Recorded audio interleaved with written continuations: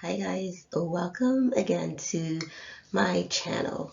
So today we are going to talk about the COVID-19 vaccine and what you should know before taking the vaccine. So 2 days ago, I started my very first day in the vaccine clinic, and I must say that I was shocked by the turnout. We saw about 400 healthcare workers, with the majority being physicians who came and got the vaccine, and they were very excited.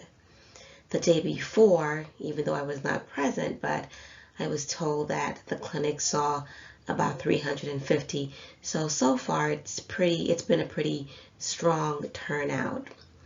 Anyway, there have been a lot of mixed information about the vaccine. A lot of people are contemplating on whether or not they should take the vaccine. Whether you do choose to take the vaccine, that is totally up to you.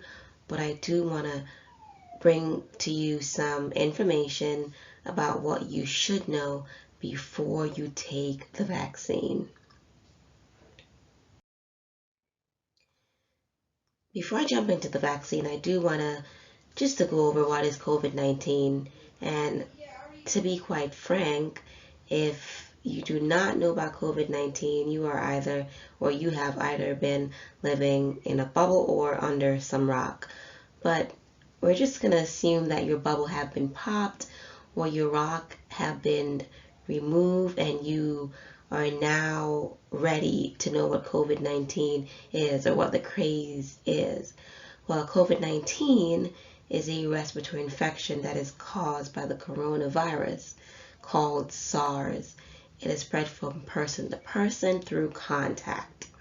And that is why you have all these contact precautions, the washing of hands, the 6 feet apart, and wearing of mask. Now, 2 vaccines have been approved for emergency administration use, and the companies are Pfizer and Moderna. Now, the difference between the 2 vaccines is that for the Pfizer vaccine, it is given in 2 doses as the Moderna, but with the Pfizer, the booster dose is given 3 weeks after the priming dose. With the Moderna, the booster dose is given about a month after the priming dose. So again, both vaccines are given in 2 doses. Pfizer, first dose, and the second dose is given 3 weeks from the first dose, while with Moderna, the second dose is given a month from the first dose. With Pfizer, it is recommended in those 16 and older. For Moderna, those 18 and older are recommended for the vaccine. Pfizer has a 95% effective rate at preventing symptomatic COVID-19 7 days after the second dose, while Moderna has a 94.1% effective rate at preventing symptomatic infection 14 days after the second dose.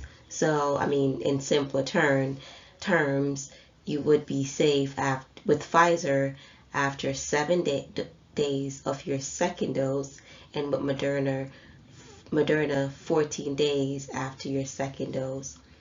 Well, neither vaccines clinical trials included pregnant women, so there's not enough information to say whether the vaccine is safe in pregnant women, those planning to become pregnant, or women who are breastfeeding. Although I will say that I have given the vaccine to maybe about one of the 400 participants was pregnant. Now, side effects. The side effects are your typical flu-like symptoms. So, injection site pain and or swelling or redness, tiredness or fatigue, muscle pain, chills or fever, headache, swollen lymph nodes, or nausea. And then there are the more severe adverse effects, which could include the swelling of the face and throat, generalized rash, dizziness and weakness, difficulty breathing, and a fast heart rate. Now, who gets the vaccine? Again, the Pfizer vaccine is given in those 16 and older, while Moderna is given in those 18 and older.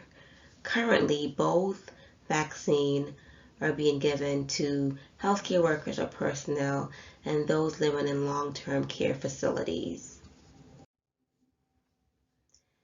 What do you do after vaccination? Well, the first thing that you should do after vaccination is register with the CDC's Be Safe. It is if you have a smartphone, it is a tool that allows you to do your health check-in. You should continue to follow up with COVID-19 prevention guidelines, which is the general guidelines of wearing your mask, you staying 6 feet apart, and washing your hands. Keeping in mind that there is not sufficient information about the effectiveness of the vaccine, plus there is not enough information about COVID-19 on a whole. Now, should you develop those severe adverse effects, the ones that were mentioned before, like the swelling or closing of throat, the generalized rash, you should contact your doctor immediately or visit your nearest emergency room. So again, guys, all this information can be found on the CDC website or on the particular company's website concerning the vaccines. And again, it's just pretty much doing a risk-benefit analysis and seeing whether or not the risk of taking the vaccine, which are, again, your typical flu-like symptoms if they do occur, versus the benefit of not getting COVID-19. So later on, I will do a video just discussing the population that I noticed that is most resistant to taking the vaccines and some possible reasons behind concerns of getting the vaccine. Thank you.